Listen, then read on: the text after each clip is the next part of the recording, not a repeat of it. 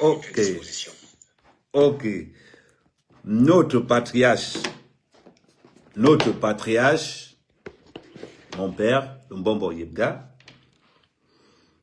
avant, nous, la nouvelle génération, nous ne te connaissons pas avant. Bon, maintenant, ça veut dire que quand est-ce que tu as commencé, je vais te tutoyer parce que bon, pour moi, tu restes mon père. Quand est-ce que tu as commencé la politique jusqu'à ce que tu arrives président du Manidem pour qu'on puisse savoir d'où, regardez ta formation politique.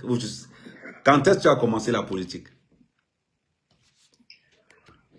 Alors, ça c'est une longue histoire. Vous commencez la politique très tôt. Pourquoi très tôt? Parce que quand j'entre en 6e au lycée de Berthois, il se trouve qu'à Berthois, les bassins n'étaient pas nombreux. Il y a donc un professeur de français, de regretté mémoire Benga Joseph, qui avait organisé une rencontre des bassins du lycée de Berthois, un vendredi. Nous étions plus de 20. On voulait se connaître. Et lundi, le quart de la police est arrivé au lycée, nous a embarqué tous ceux qui étaient à cette réunion de vendredi soir. Arrivé au commissariat, nous a fouettés. C'était en quelle année? Ah, c'était en quelle année? C'était en 1974. Ok. On nous a fouettés.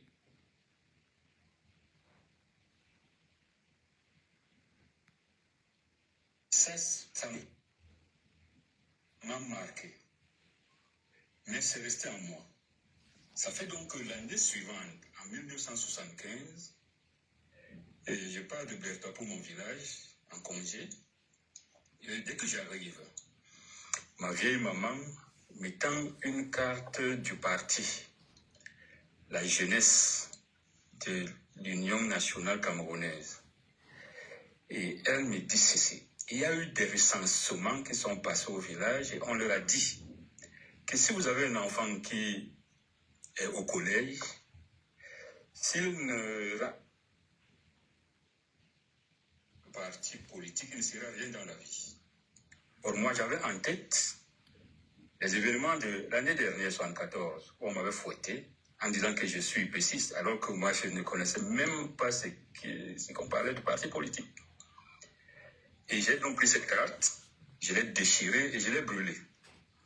Et je me suis donc dit que là où je suis là, le jour où je trouve une porte ouverte pour que j'entre à l'UPC, je le ferai.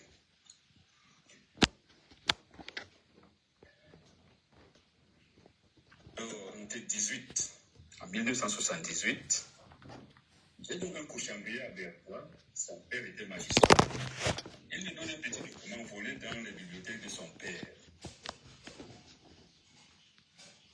Le message d'outre-tombe de Ruben Ounioben. Pour ceux qui me souviennent.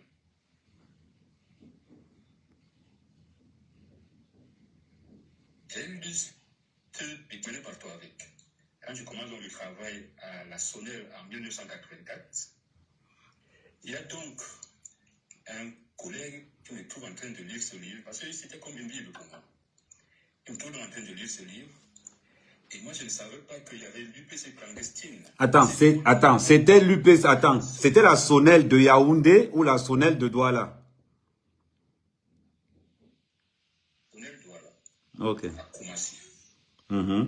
D'ailleurs, où tu as travaillé avec mon père?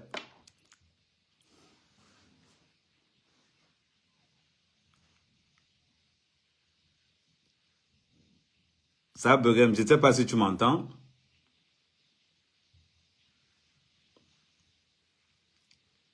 Il y a des pertes de réseau. Je ne sais pas, ça a bugué, ça a bugué, ça a bugué.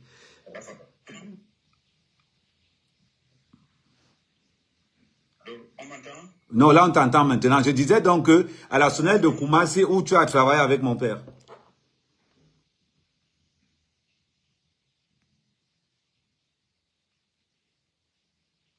C'est normal que ça beurre, c'est la connexion du Cameroun. Alors, quand c'est revenu, Oui, oui, c'est revenu. allô? Oui, c'est revenu, oui. Voilà. Alors, d'accord. Alors, il me commande donc de rencontrer une autre camarade. Et puis, je vais rencontrer ce camarade qui était chef de service à l'époque, à la Sonel, qui me pose la question, tu aimerais entrer à l'UPC? Je dis, mais moi, je cherche la porte là depuis. Il me dit donc, ok, nous sommes en 89. Et là où je commence, je prends ma première carte de l'UPC dans la clandestinité. Et comme militaire, on avait des cellules où il y avait des cloisons. Donc, une cellule ne pouvait pas avoir plus de 3 membres. À ce niveau, donc, nous étions 3. Et il fait question que nous créions nos cellules aussi, mais sans que ça ne dépasse 3. Voilà donc mon entrée en politique. Ok, donc, ça veut dire que dans les années 84, donc c'était, pour entrer dans l'UPC, il faut avoir une cellule de 3 personnes. Mais pourquoi ça se passait sans que le pouvoir en place, dirigé par M. Paul Biya, ne soit au courant de tout ce qui est en train de se passer? Et pourtant que le multipartisme n'est même pas encore là. Oui, non, mais l'UPC clandestine, qui était d'ailleurs basé en Europe, était bien organisé, structuré.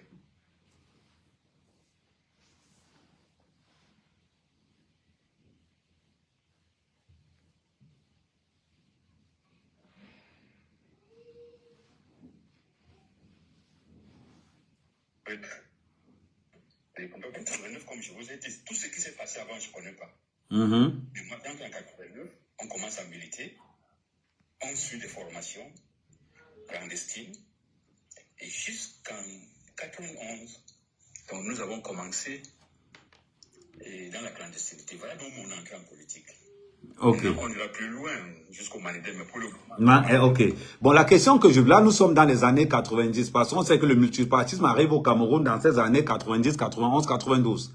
Bon, à partir du moment où le multipartisme est donc né, on a l'UPC, section Augustin Frédéric Kodok, on a l'UPC.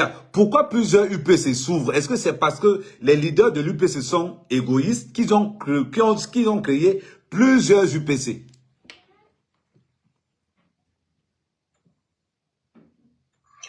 Alors, pour bien comprendre la situation, pourquoi il y a plusieurs UPC, quand nous étions dans la clandestine en 89, on avait des informateurs partout. Il nous a été dit que le président Paul Biya va libéraliser bientôt. Et il faudrait que nous soyons prêts. Mais l'information que nous avions eue était que la libération des partis politiques devrait se faire sans l'UPC. Nous avons eu cette information, mais on l'aurait négligée. Ça fait donc que quand on ouvre en 90, il était question que les partis qui existent ne devraient plus déposer les dossiers de légalisation. Nous savions que l'UPC existait. Donc il n'était pas question que nous déposions un dossier de légalisation, bien sûr, comme le RDPC. Oui. On a donc commencé à fonctionner et subitement, on a seulement compris qu'il y a une UPC qui a été légalisée. Dika Akwa, président, Augustin Frédéric Korok, secrétaire général.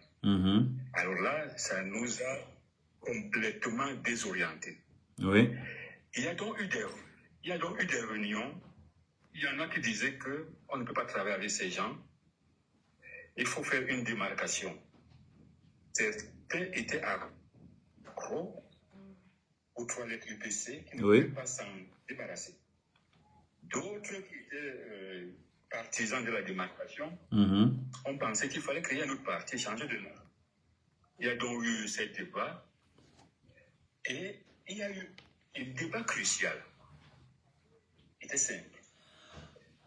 pourquoi on ne nous veut pas? Pourquoi l'administration ne nous veut pas? Est-ce que c'est notre idéologie ou bien c'est les personnes? Au niveau du comité directeur de l'UPC Manigem, donc là, on a l'UPC Manigem.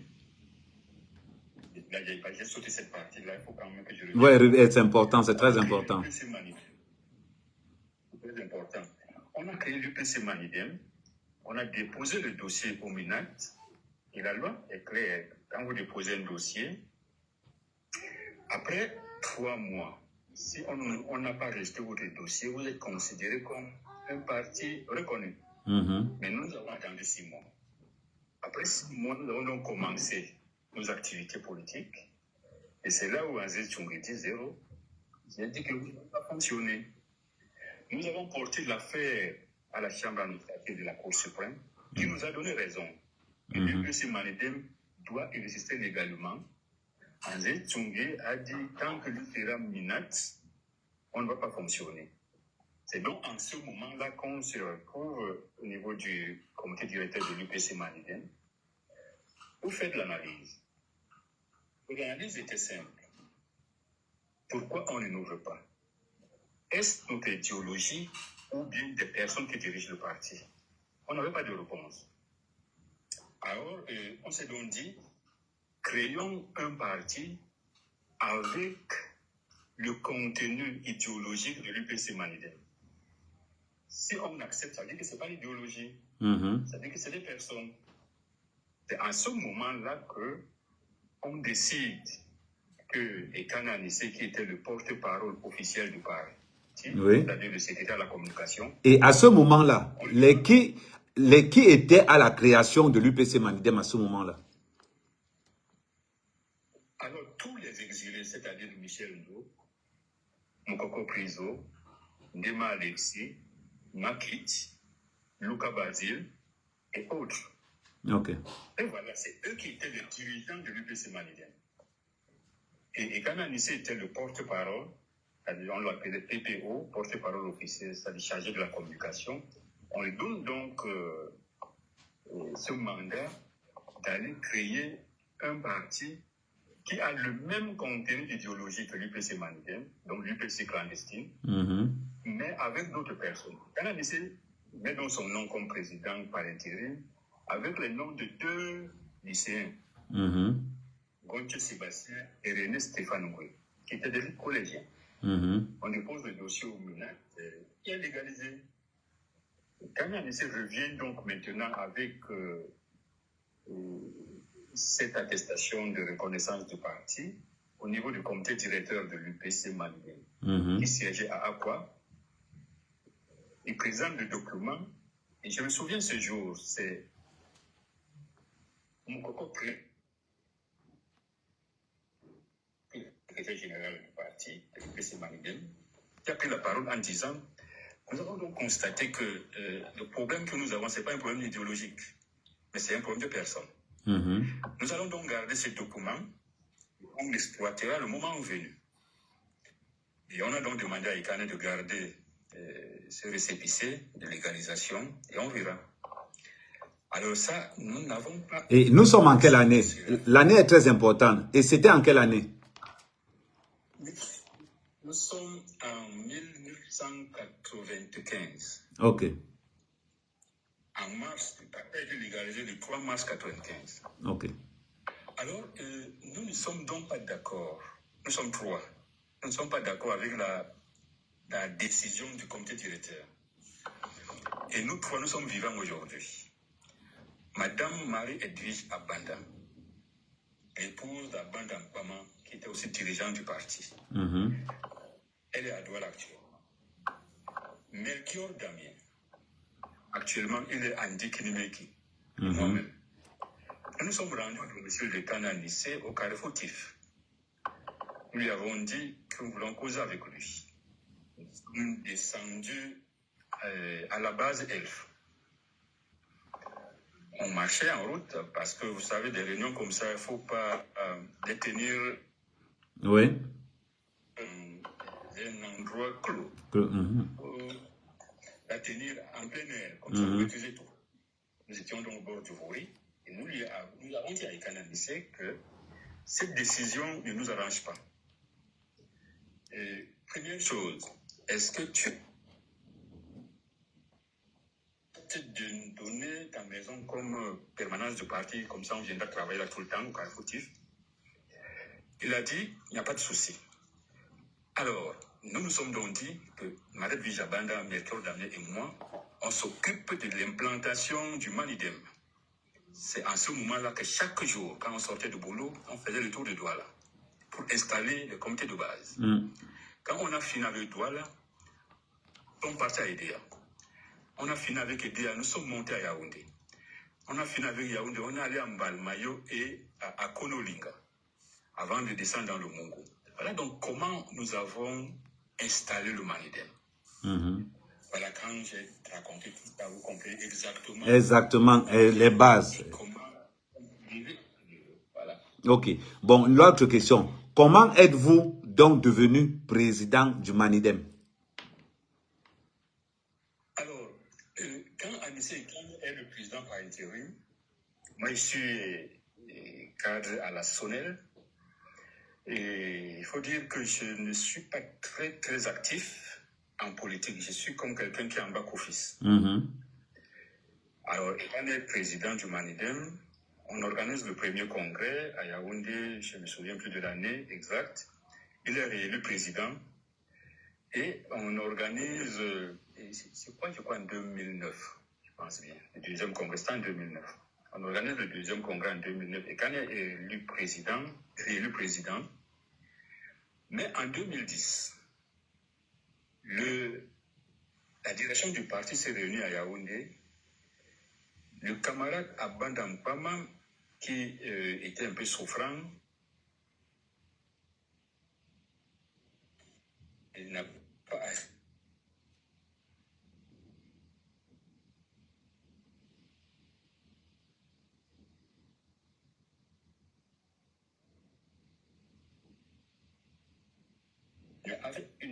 c'est qu'il a des contacts forts avec Yaoundé.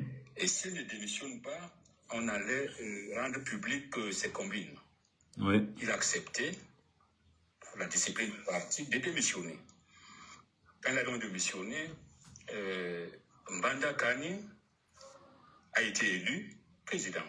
Monsieur Mbandakani a été élu. Attends, Monsieur Mbandakani qui travaille chez Afrique Média a été président du Manidem. Naturellement. Ok. Il a fait 6 mois. Après 6 mois, donc, c'était pas sa place en réalité. Et dans un parti révolutionnaire, on regarde l'ancienneté. Oui. Normalement, après Abanda, Abré et Kane, Mbanda qui devrait prendre le pouvoir. Mais Mbanda Kane, qui était le secrétaire permanent du parti, s'est empressé à organiser les élections. Et puis, bon, étant démocrate, il a été élu. Oui. Mais 6 mois après, ça n'a pas marché. Nous sommes repartis aux élections et on a placé Abanda. Ok. Alors, malheureusement, en 2014, en janvier 2014, le camarade Abanda Mpama décède. Oui. Le parti est resté sans président jusqu'au mois de juillet 2014, où on m'a désigné à une réunion du bureau de la direction nationale, président par intérim, avec un seul objectif, l'organisation du 3e congrès. Oui. C'est que je fais en mars 2015, donc on organise un congrès à Douala, où je suis le président. Ok. Et pendant que vous êtes élu président du Manidem, en 2000, vous avez dit en 2014, quel était le poste de M. Anissé Kane? Ça a encore bugué, ça bug beaucoup. Ça bug énormément. Attendons, on va attendre qu'il revienne à l'antenne. Oui, je repose la question parce que ça a bugué. Quand vous êtes élu président du Manidem en 2014, c'est ça? Quel était le poste de M. Anissé Kane? J'ai été d'abord provisoirement placé à la tête du Manidem en juillet 2014, Oui. avec un seul objectif, l'organisation du 3e congrès. Exact. Ce que j'ai fait en mai 2015. Mhm. Je suis donc élu président. Alice Ekane est secrétaire à la formation.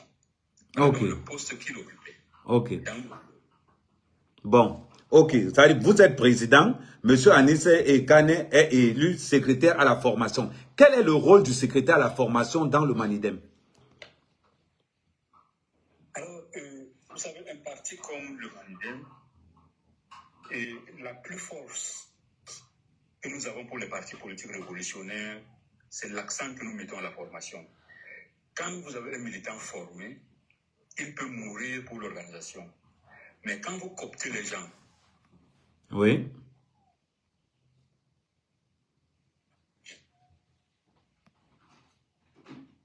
sans aucune formation politique, on met un accent particulier sur la formation. C'est ça son rôle. La formation des nouveaux cadres, la formation des militants, l'organisation de la formation en général, la formation politique. Ok.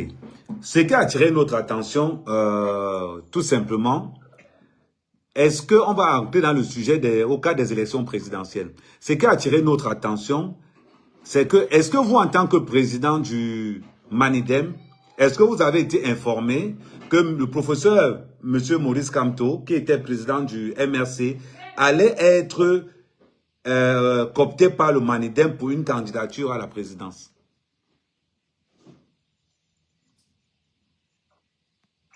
Alors ça, je n'ai pas suivi la Oui, question. je disais ceci. Est-ce que vous, en tant que président du Manidem, avant même d'arriver là, j'ai sauté une question. Comment, par quelle alchimie, M. Anis Ekane se retrouve donc président par intérim du Manidem? Parce qu'il y a un document officiel qui a circulé comme quoi le ministre, le Minat, a élu M. Anis Ekane comme président par intérim du Manidem. Est-ce que quand ils l'ont élu président par intérim du Manidem, est-ce que toi tu étais au courant ou bien ils ont fait ça derrière ton dos? Alors, c'est bien de revenir à ces. Il se trouve donc que on a des retombées après les élections législatives qui étaient passées entre-temps, je crois en 2016, je crois bien, 2015-2016. On avait des retombées, donc l'État devrait financer le parti politique. Et Ekane Anissé a donc, au lieu que l'argent aille dans le compte que Adabanda avait ouvert au niveau de Atlantic Bank à Douala, le camarade Ekane est parti ouvrir un autre compte à EcoBank.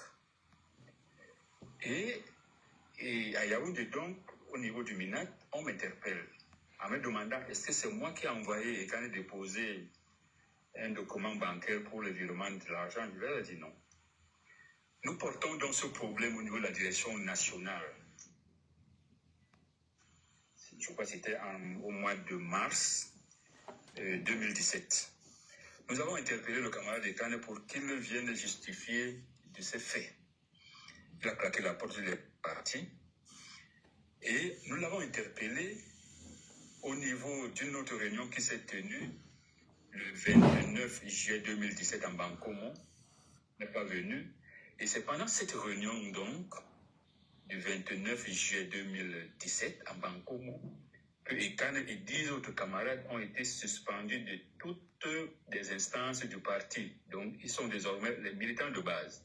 Aucune responsabilité. Le 1er août 2017, camarade Ekane et ses acolytes ont été notifiés par un huissier de justice. À ce moment-là, il ne doit plus rien faire dans le parti. Nous avons été reçus par les sous-préfets, là je vais vous le dire, et Nkwambarga qui est préfet au Nord aujourd'hui, il m'a reçu, il me dit président. Moi, je suis un petit sous-préfet, je reçois les autres. Est-ce que vous avez rencontré le préfet? Je lui ai dit non. Le préfet Bertrand Maché. Je suis parti rencontrer le préfet. Le préfet m'a dit que, mon président, est-ce que quand il t'a pas dit qu'on travaille ensemble? J'ai dit non. C'est un problème d'amis. On n'interdit pas d'avoir des amis. C'est pas parce qu'on est opposant qu'on ne peut pas avoir des amis. Mais au niveau du parti, nous ne connaissons pas la secrétaire du gouverneur actuel qui est à Douala. Il m'a reçu pendant plus d'1 heure. On a discuté. Tout était logique. Et il était embarrassé. Il me dit, Président, est-ce que vous avez rencontré le ministre? À l'époque, c'est René Emmanuel Sadi qui était le MINAT. Il dit non, pas à Yaoundé. Je suis parti à Yaoundé. J'ai fait une requête en double exemplaire. Parce qu'on m'a dit à Yaoundé que toutes les requêtes qui arrivent au courrier ne vont pas nécessairement chez le ministre. On me conseille donc de faire 2. Déposer au courrier et l'autre au cabinet du ministre. Le courrier que j'ai donc déposé au cabinet du ministre a été reçu par le ministre. Et le ministre écrit donc au préfet, parce que le préfet m'a reçu après. Il nous dit, et Kane et moi, que nous devons faire la paix des braves. Moi, j'ai dit, je n'ai aucun souci pour cela, mais pourvu que la ligne directive du parti soit suivie. Et Kane dit, je ne travaille pas avec ce monsieur. Et c'est en ce moment-là que Atangan est nommé ministre de l'administration territoriale. Ok. Et nous sommes sur notre position. Et Kane est désormais l'ami du Minat. Et on est surpris comme ça à 17h, on est en train de lire au journal les responsables des partis politiques. Est-ce que l'administration doit donc nommer les dirigeants des partis politiques? Non. Et nous avons attaqué cette décision.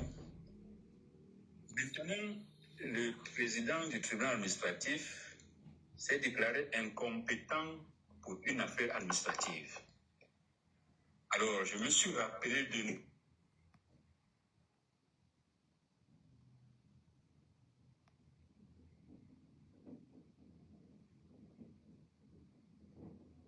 Ma défaveur. Je continue plus cette lutte. Surtout que nous sommes à une période électorale, 2018. Je ne peux pas continuer. Je laisse cette période passer. 2018-2020, j'ai dit, je fais rien. La question que j'avais une question. En 2018, est-ce que le Manidem avait donné un ordre de vote à un candidat en 2018?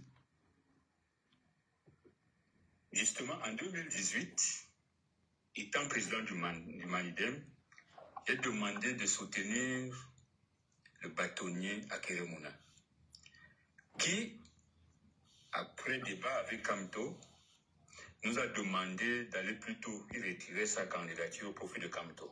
Donc j'ai fait la campagne pour Maurice Kamto en 2018. Mais ce n'était pas direct parce que j'étais passé par Akeremouna que je soutenais. Oui. Mais comme je suis fidèle, un militant organisé et respectueux, Oui. je ne pouvais pas dire non à Akeremouna. Donc nous avons soutenu Kamto. Pendant ce temps, et quand on a initié avec son groupe, il était au G20. Exact. Je rappelle quand même le G20 qui a supporté M. Paul Biya en 2018. Ça, il faut le notifier. Donc, pendant que vous, avec Akeremouna, vous étiez derrière le professeur Maurice Kamto, M. Anissé Kane, avec le G20, était derrière M. Paul Biya. Bon. C'est bien ça. Maintenant, est-ce que à quel moment êtes-vous au courant que le Manidem annonce monsieur le professeur Maurice Kamto comme candidat représenté du Manidem? À quel moment êtes-vous au courant? Avant même que d'en arriver là, je vous ai dit que en 2018-2020, oui, j'ai senti que le rapport de force n'était pas en ma faveur. Exactement. J'ai fait comme Ernest Wandji nous avait appris, on plie mais on ne rompt pas. Exact. On doit attendre cette période électorale 2018-2020. Dès que la période a été arrivée, le 15 janvier 2021, j'écris au ministre. Et je dépose à son cabinet pour lui rappeler qu'il a été induit en erreur, en lui rappelant tout ce qui s'est passé avant. Et c'est en ce moment qu'en septembre 2021, il me donne une notification de reprendre la tête du parti, qu'il rapporte toutes les décisions prises en 2018. Moi aussi, je suis resté tranquille. Bon, quel est le ministre qui vous a donné cette notification? Atangandi. Et qui bien, c'est lui. Ok. C'est Atangandi. Parce que c'est souvent bien de notifier, de dire, le ministre Atangandi m'a donné une notification pour que les gens qui nous suivent écoutent bien ce qui se passe. En septembre 2021, le MINAC, Paul Atangandi, répond à mon courrier du 15 janvier 2021, où je dénonçais tout ce qui s'était passé en 2018 et lui demandant de rapporter toutes les décisions. C'est ce qu'il a fait en septembre 2021. Et moi, je prends donc ce document, je garde, sans faire trop de bruit, parce que j'attendais le moment opportun.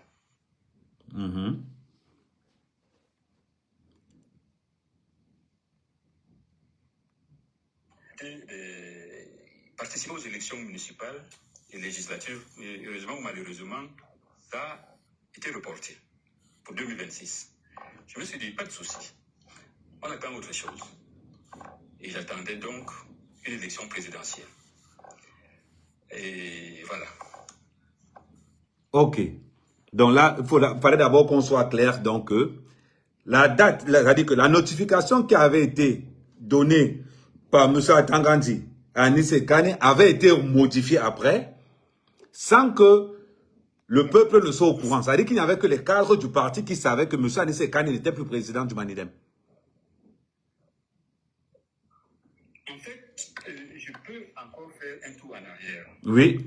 Pour que vous compreniez très bien ma stratégie. Exactement. Quand Ekane Anissé dépose le dossier du parti, c'est son nom qui est au MINAT.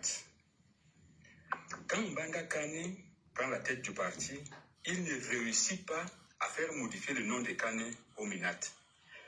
Mbanda Kane est président, mais le MINAT reconnaît Ekane Anissé. Quand Abanda arrive, il veut modifier le fichier du MINAT, il ne réussit pas.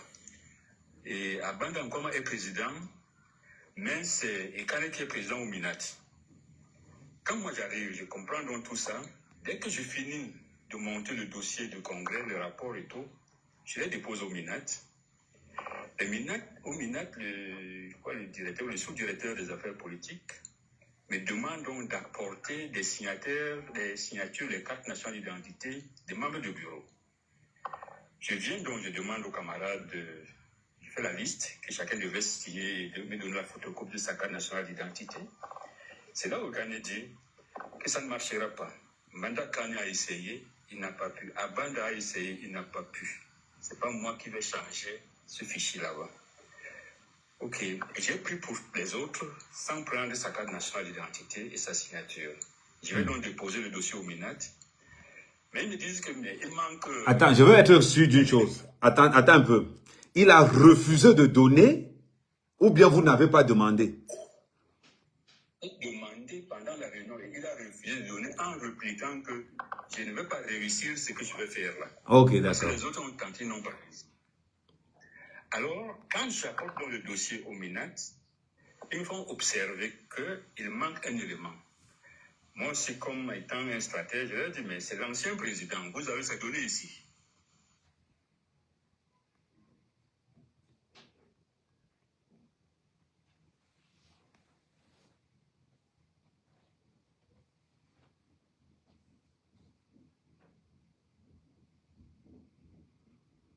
Ça bug un peu, donc on va faire avec. C'est le réseau.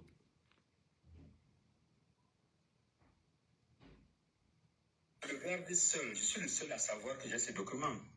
Je ne le publie pas. Non, ah non, ça a bugué tout à l'heure. Si tu veux revenir, parce que ça a bugué tout à l'heure. Oui. À partir du moment où tu arrives, où il refuse de te donner sa carte d'identité, donc on reprend à partir de ce moment parce que ça avait bugué.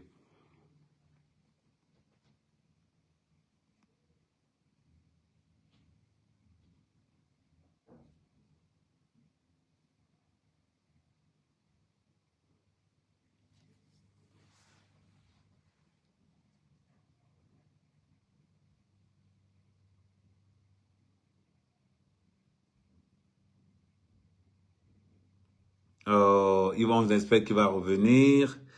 Et on espère qu'il va revenir parce que ça a bloqué. Je vais leur renvoyer la demande. C'est ce que tu disais tout à l'heure. Ça bug énormément. Je vais leur renvoyer la demande. Attends, invité. Je leur renvoie la demande. Donc, je préfère poser toutes les questions. Après, maintenant, mon frère Tef Chaleur, après, si tu veux vouloir monter, il n'y a pas de souci. Mais on aimerait être clair dans la façon de parler. Comme ça, au moins, vous avez la méthodologie de A jusqu'à Z. Parce qu'on est fatigué tout le temps de nous ressasser les mêmes choses. Là, maintenant, nous avons le président du Manidem qui est en train de nous dire la vérité. La vérité ne peut sortir que de la bouche du président. Donc, président, si tu es encore là, je t'ai envoyé une demande. Attends, je vois encore si elle est là. Oui, je t'ai envoyé une demande. Je t'ai envoyé une demande, donc je vais prendre Ahmed pour lui poser. Attends qu'il a envoyé sa demande. J'espère que... Oui, Tef Shadow.